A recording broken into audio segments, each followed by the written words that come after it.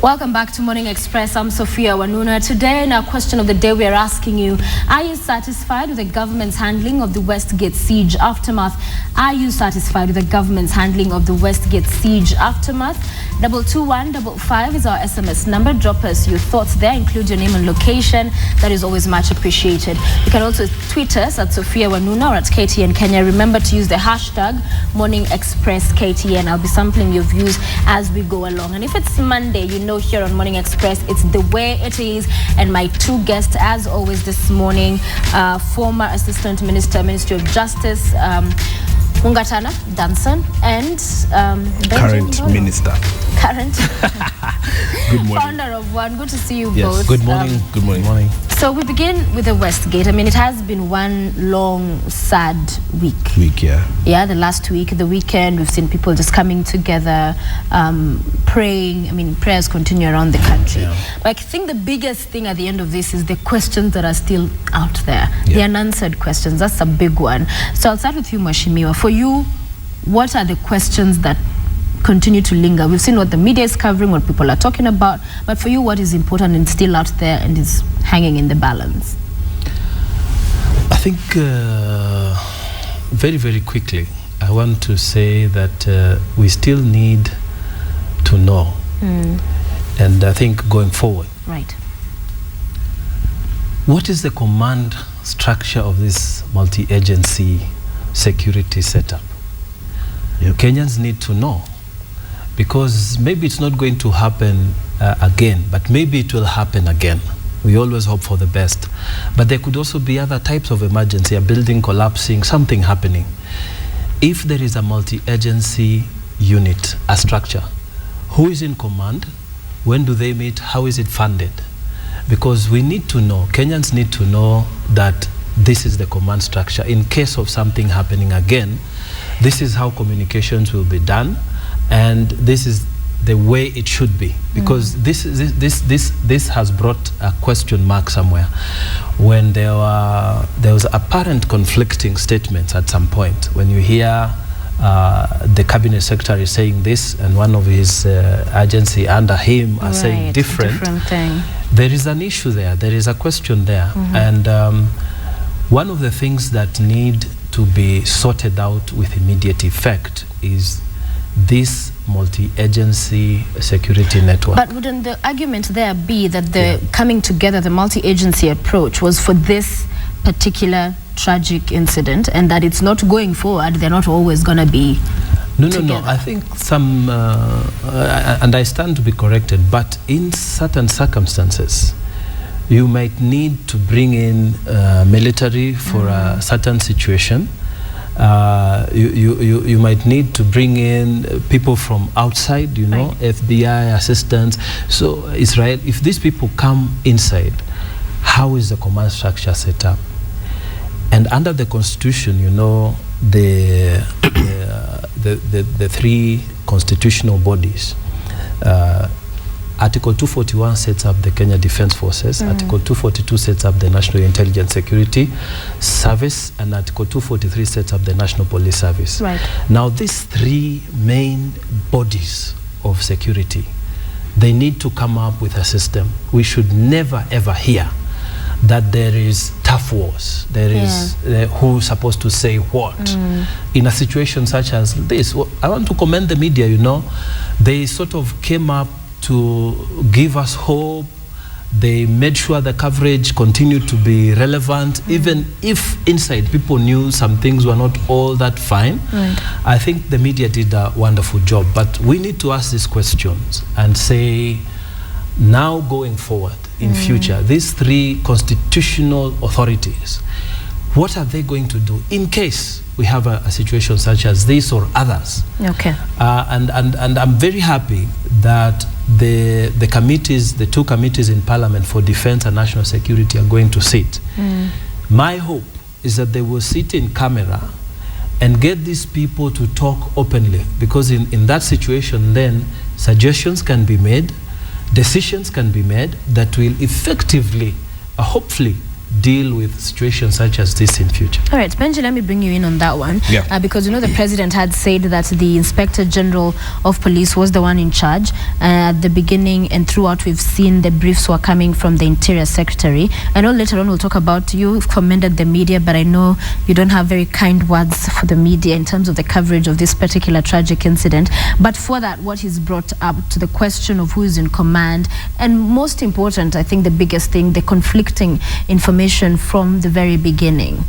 Sophia, this occurrence really, and I think you saw a statement that we at One shared and released out to the general public and the media on Thursday.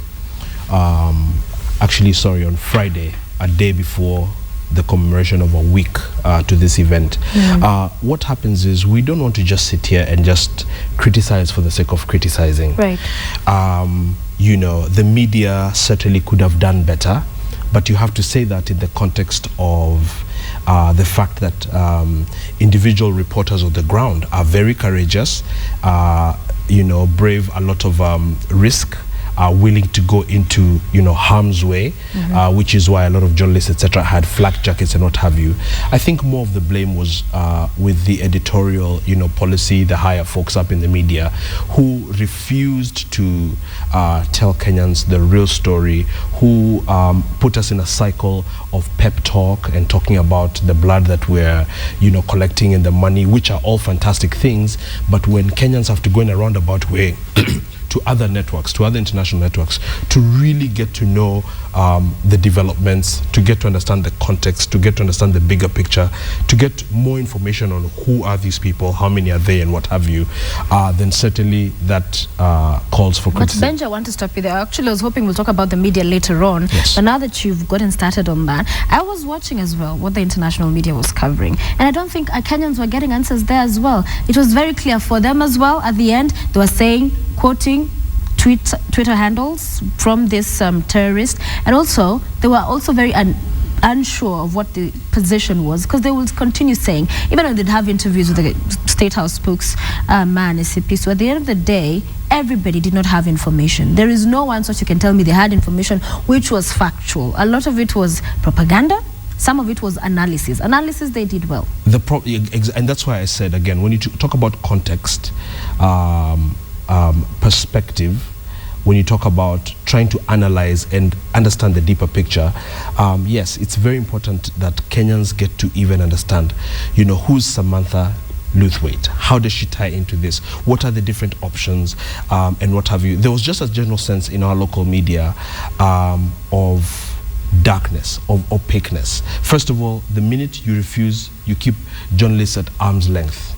Or, believe you me, the rumor mill in this country, the speculation will be through the roof. But not even to dwell on the media so much. Yes, there was just generally a black blanket, a veil of not just confusion, but you know, very poor communication. One of the things, of course, that this thing laid bare, and the president, I remember when he came in after about a month or so in office, he said this, and this I believe verily to be true, that there is what you call uzembe, a sense of lethargy and laziness in the public service, and this includes even in the police and what have you, so that the response times, you know, really, by the time the police really understood what kind of attack this was, more than an hour had passed, up to 3 hours, and so this laid bare the fact that we not only are unable to consume intelligence on a priority basis and act on it, but even when the call came, you know, there's a bit of lethargy there. And I'm not really sure what the local laws here, but I know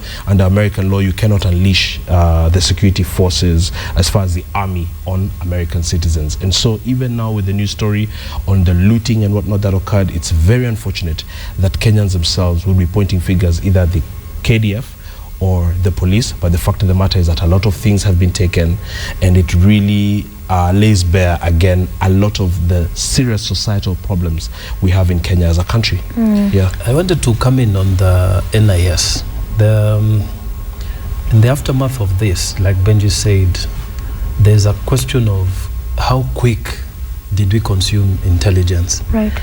I remember myself, and me, I'm not a security person or anything like that. About a month ago, if you're watching Al Jazeera or CNN or BBC, Sky News, they were talking about soft targets in the month of September. And surely, I'm sure the NIS must have picked this.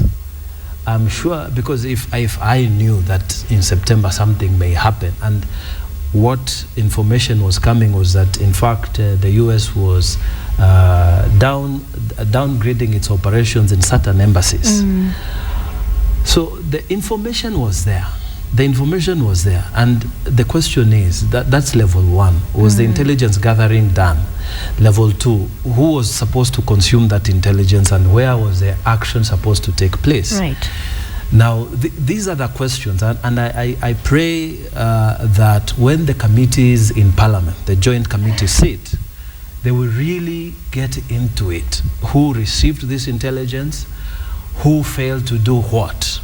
And remember, under Article 240 of the Constitution, the National Security Council, which is the highest body of security in this country, is supposed to report to Parliament every year, an annual report on security. So this could be a very good opportunity for Parliament now, the National Assembly and the Senate, to receive this information and make recommendations. I'm against those people who say so and so should be fired, so and so should be fired.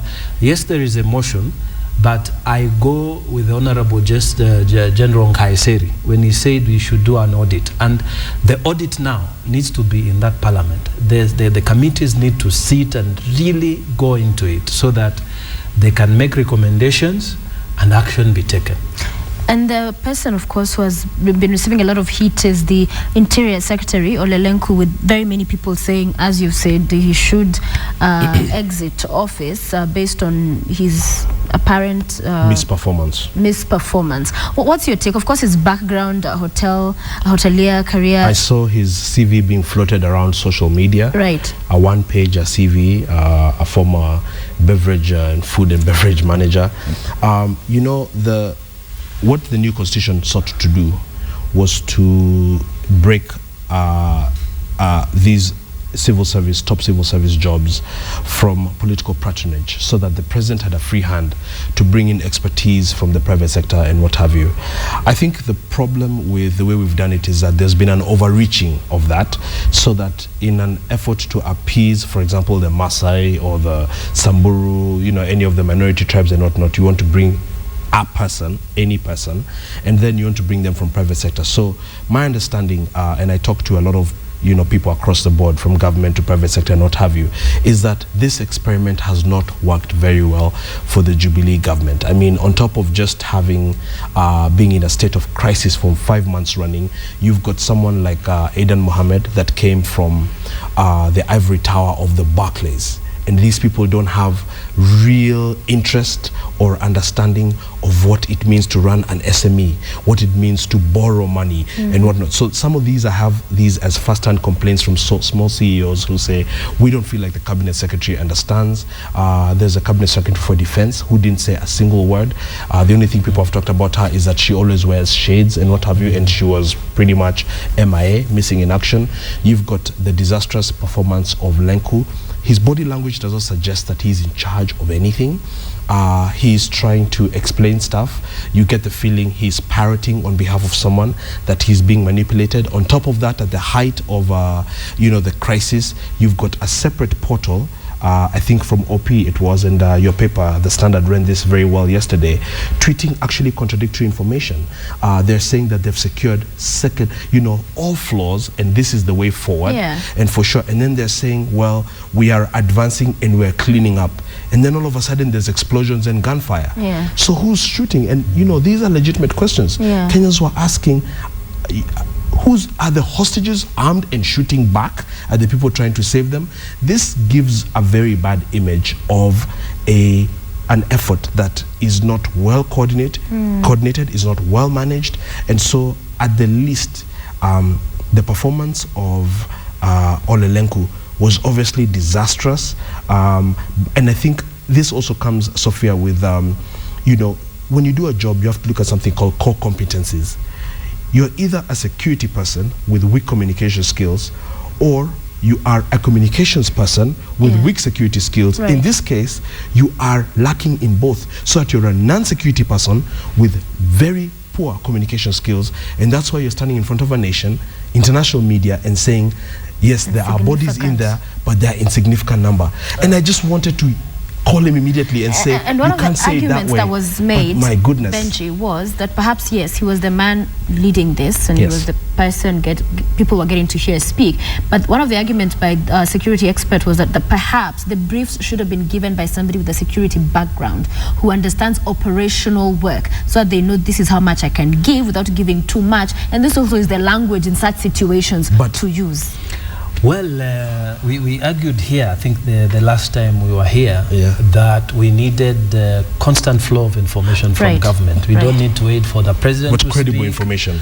Constant flow of information, credible information that needed to come continuously. In fact, the last time we were here, we were talking about whether it was strategically correct to have the defense spokesperson talking. Then later on, I think after we left here, it was the cabinet secretary who was talking. I just wanted to say that this is a point at which we need to listen to what people are also saying about our cabinet secretaries. But I also wanted to point out that it is not it's not a one-man affair. The people went through vetting in Parliament. The questions were asked, and some people, there were rumors that they were going to be rejected. I think 1 or 2 cabinet secretaries were supposed to be rejected, and then things changed at some point. So it's a whole process for selecting cabinet secretaries. And I think it's just 4 months, 5 months into government. We need to give them a rope somewhere. We have 5 years to go. I mean, 4 and something years remaining. They are going to learn. They're going to pick it up. I'm sure with time, but things will improve. They cannot be worse than they were. They will improve. But yeah, there were some mistakes which shouldn't have happened. And definitely the Cabinet Secretary for Defense, who is a person I know, was not seen, was not felt. And that's why I'm saying, after this audit is done, I'm sure things will be put in a... Allow me to correct my brother here. There really was no vetting in Parliament. What happened is Jubilee enjoyed the majority, so-called tyranny of numbers, even in the House, in both houses. And so whoever they picked, if they leaned on their speaker and their members to basically stamp approval, stamp that person and pass them, then that's what happened. Ideally, Sophia, what should happen in the world we live in today, and I'm certainly on record for a very long time, and by the way, some of us have actually explicitly predicted this stuff on national television based on certain trends and indicators that those of us that have had an interest in, studying, the phenomenon that is global terror have had. And we predict these things, a year and a half ago, and people call you and say, you don't think that's scaring Kenyans? You don't think that's a bit outrageous? The truth of the matter is that the reality on the global war on terror is real. These people have detonated many grenades in churches, in matatus in this country, from Garissa to Wajir, Mandera to Mombasa, Nairobi to everywhere. The signs have been there. And the fact of the matter is that we do not have the luxury, with such sensitive dockets as security, with such crucial times that we're in, with all the different things happening in the world and the reality of ICC and what have you. You don't really have the luxury of someone coming in to learn a job over the 5-year period and in essence, try to, overcome that learning curve. What we needed was very stringent vetting processes where you test the IQ of a person, where you test the emotional intelligence of a person, where you test their technical expertise as well as their communication ability. And the reason, Sophia, is particularly in such huge disasters as what happened, because they can happen. We were told actually they could happen, and the question is, what do you do when such things happen? You need the Kenyan public to have full confidence in its government. You don't need a situation where a cabinet minister speaks, cabinet secretary speaks, and people say, that guy doesn't know what he's talking about. It really goes to hurt the credibility. And there's any good thing out of the communication side that came out of this whole disaster, and Louis Oteno, said it right here on a different forum, right in this studio last night, was that the president did come out looking very serious, looking very credible as a person. That is really the only thing that benefited out of this. For him as a person, with all the problems, and as a leader, he did come out looking truthful. Looking absolutely honest, looking even like, someone with a lot on his mind, a lot of regret, that he lost somebody very close to him, looking very, very pained. Yes. Everybody else looked like they were going in there and scheming and saying, what can we say, what can we not say, how do we say it and whatnot. And so there was also a lot of what you call hyperbole, all the talk about we're not bringing pizza and what have you. It does serve to maybe inject some humor and what have you, but this was a very intense debate, and on the communications side, it was shocking how much the government was able to bungle it, and when you thought they couldn't bungle it further, they still went ahead and mishandled it even more. And Sophia, that's why I'm saying that there's need for this audit to be done, evaluation properly within the parliamentary committees. I'm sure all these things will come out, because inside there, when it's all closed, they are able to talk, these officials from government, honestly. And the military people will be there, the defense people will be there, the police people will be there, the NIS will be there. They will be able to say, because going forward, I don't think that the answer is in picking up somebody and saying, yeah, this one failed. But how does he fail if he failed? It's because he has to be fed information. The same thing, Sophia, if you are an anchor, you have to get information for you to properly do your work. So where was the problem?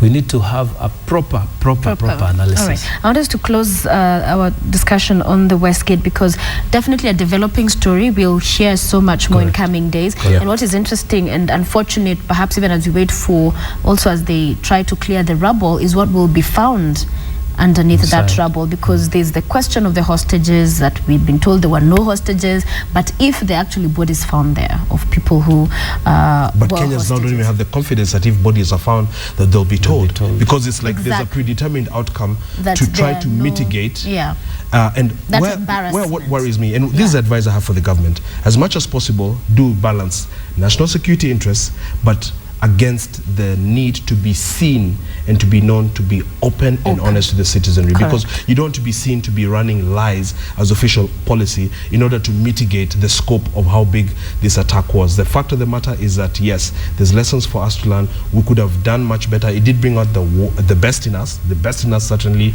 the one Kenya, all of us holding hands. But also, you have got to ask yourself, as I heard on vernacular radio, can 10 individuals, 15 individuals hold a whole entire country for 4 days with no sleep, a whole army, and cause this kind of devastation? The average person in Wundanyi, you can be sure, will be asking those kinds of things as they drink the, what do they drink in Muraki?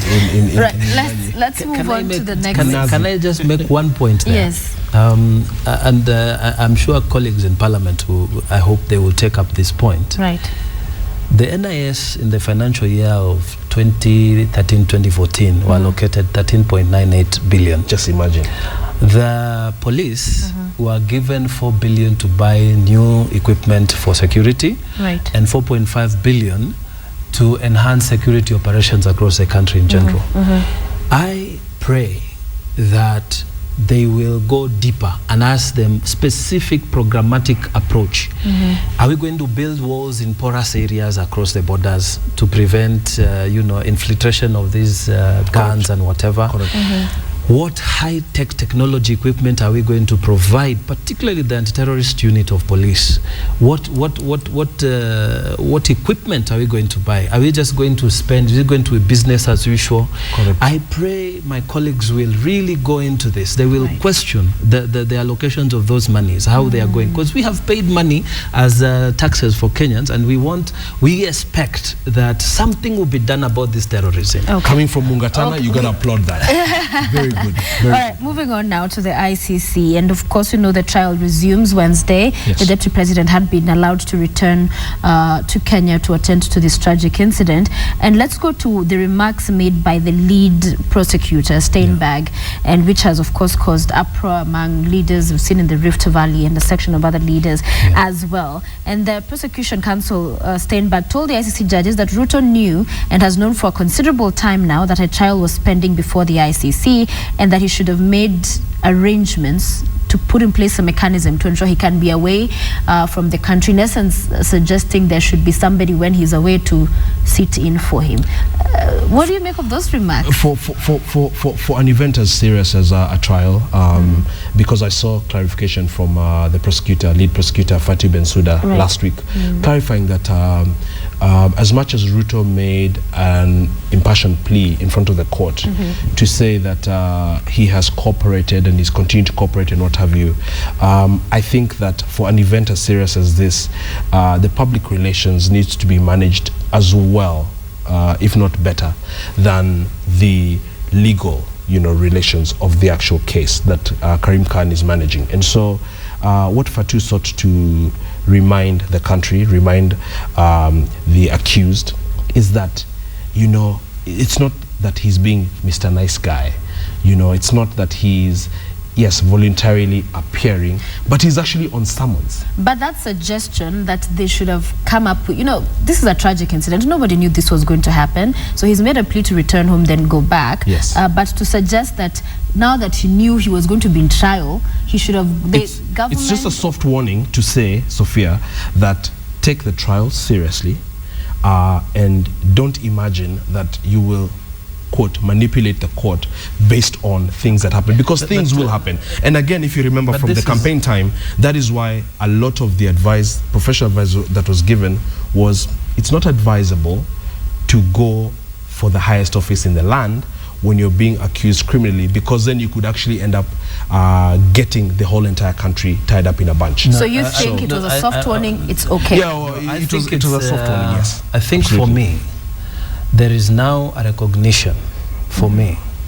on the part of the court, and I'm not talking about the prosecutor now, because I think the prosecutor was arguing on his side, and it's within his right to say what he said. But I think if you look at the defense argument, what the lawyer Khan was saying was that the Honorable Deputy President is a member of the National Security Council. The National Security Council is a constitutional body set up under Article 240. In that body, the President chairs. Then there's the Deputy President, there is the Cabinet Secretary for Internal Security, Defense, Foreign Affairs, Attorney General, the Inspector General of Police, the Chief of Defense Force, and the NIS Director. This is where all the decisions on security are done.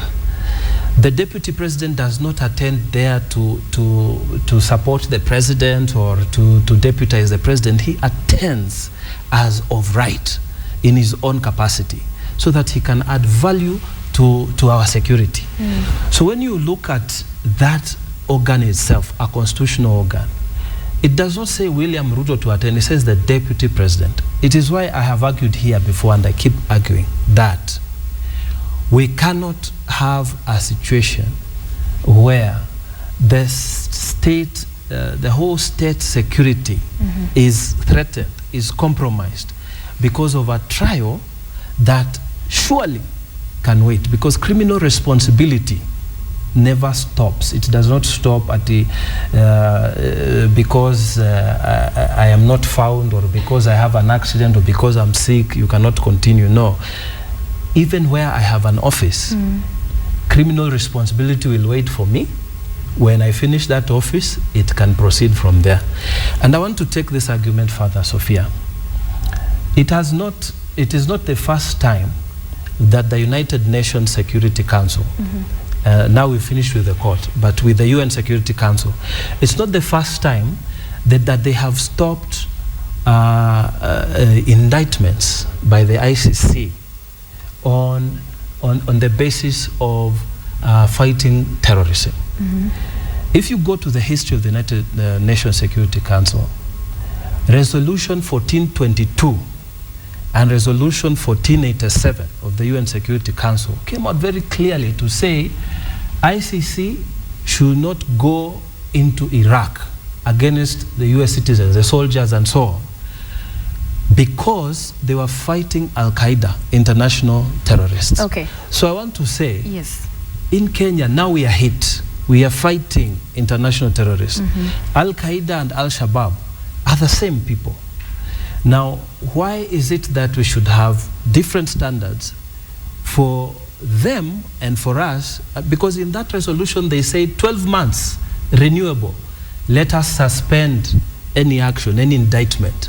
It's possible under the UN Charter, Article 39 and 40 of Chapter 7 of the Charter, for them to suspend for 12 months renewable action where we are involved in a fight against terrorism.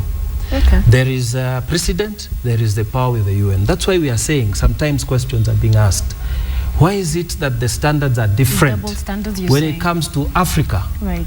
And it's different when it comes to other places. Right. That's why Kikwete was asking these questions in the UN Security Council, in the UN General Assembly. President Museveni was asking these questions. And we are saying it's a genuine question, that it has happened for other countries. Why not? We have a problem. We need the deputy president here. We need the president here. And you know, look at the timing. September, they knew Honorable Ruto will be in The Hague. Okay?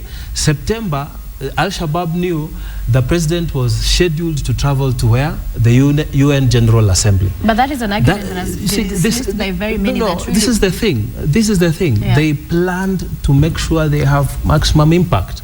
And that's by why not having both in the country. Exactly. That's why I'm saying it would be good if the UN has acted in such a manner before to protect, to fight terrorism. We have that situation now. Okay. They should also consider so that we can also fight as a country against that. You can see Mr. has done his homework.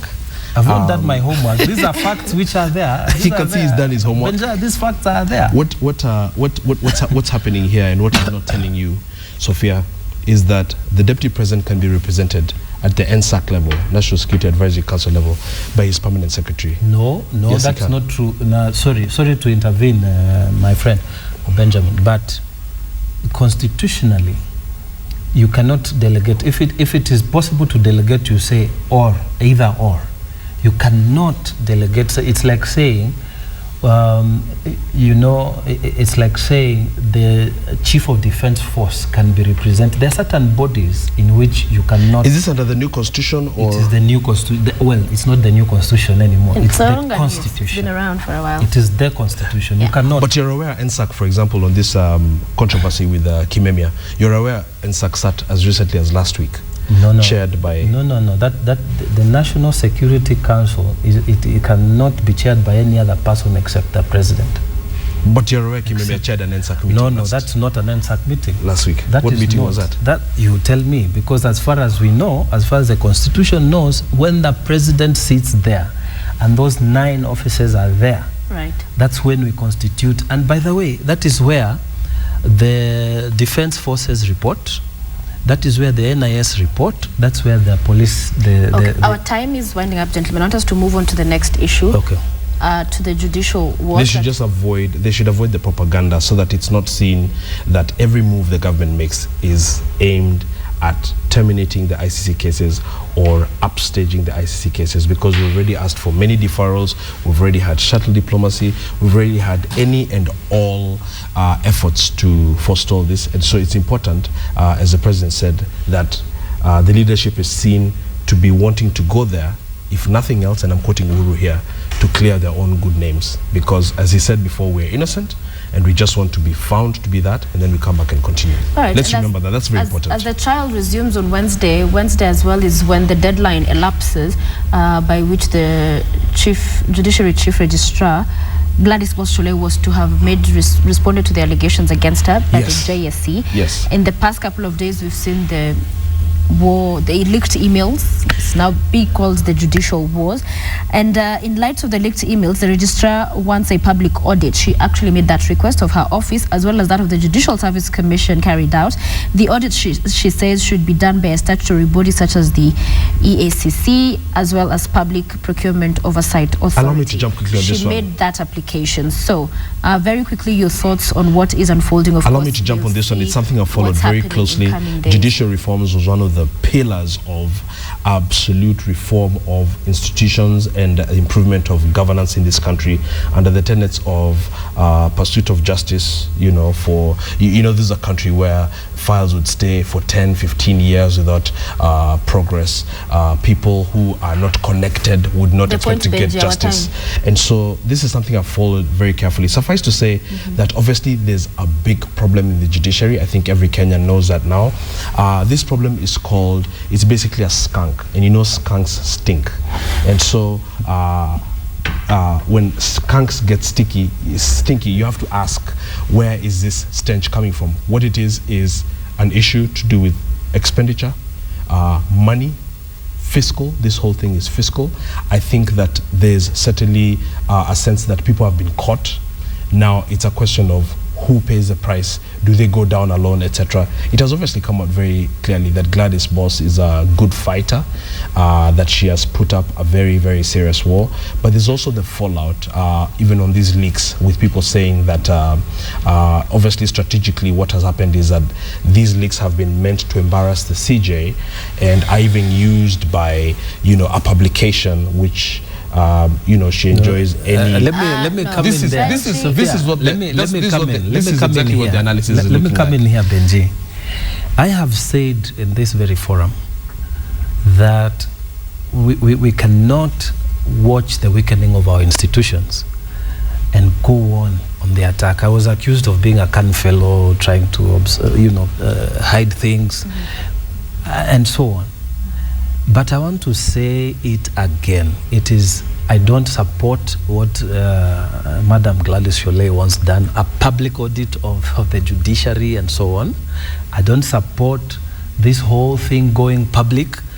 I think there must be a way in which these things can be done. Right. But having said that, if now the JSC itself has been accused of being party to finishing this Madam Sholay, who has done such a wonderful job in the judiciary, I think we should now go outside the normal. I believe that older statesmen here come into play. When things become very thick, we have retired general, we have retired senior police officers, we have retired, we have people in the Senate who are old and they know what to do. Informal discussions ought to be held. In a sense, eminent persons also sit down, look at it, look at the facts and solve the situation, because I don't like the way it is going, and it's not good for us to hear what, I don't know, CJ is doing, I don't know what Commissioner who is doing. It's not in the good taste of this country, and we want this issue resolved quietly, not in the public. Finally, as time is up, our story today in the Star, Shebesh fights with Sonko, and that the beleaguered Nairobi women's representative Rachel Shebesh is nursing an arm injury after she was last Thursday night involved in a physical fight in a Nairobi hotel. Of course, more details which you both know. What is becoming of leadership in Nairobi County? It's ridiculous. It's incompetency. On top of that, lack of integrity. And this is what happened when Chapter 6 was basically, flushed down the toilet. Chapter 6 was very clear in the Constitution: leadership and integrity. What are your ideals? Who are you as a person? What is your character? What is your reputation? I don't think that there is anybody in this Nairobi with more problems than Rachel Shebesh. And even if you try and defend her, you know, for example, just a few weeks ago, she was the victim of that aggression, you know, by the governor. But look what she has done. Instead of going and sitting home pretty and reflecting and thinking of, you know, her agenda and what have you, I mean, she's a wife and a mother. Here she is now allegedly in a 5-star hotel in a suite with a senator, also a married man. And I've looked at the story in detail, and here again, violence meted out on her. And unfortunately, Sophia, just to make the point, a lot of the people who argued about the Shebesh Kidero you know, incident pretty much justified it by saying, how many times has she been slapped this year alone? And so, you know, as a lady, you know, you've got to really uphold your dignity, and this is not the way to do that. All right. Yeah. And finally, Mheshimiwa, for you, we have Kenya envoys saying they were forced to contribute cash for Uhuru's nephew's burial, that they were given amounts by which they should contribute 5,000, 2,000. What do you make of that? No, I think it's a bad thing if it did happen, and it's not just the envoy. These old bad habits in government must simply come to an end. And you also find it in police. You find a senior officer. I saw the AP thing. You know, what's the governor? This guy in Nakuru.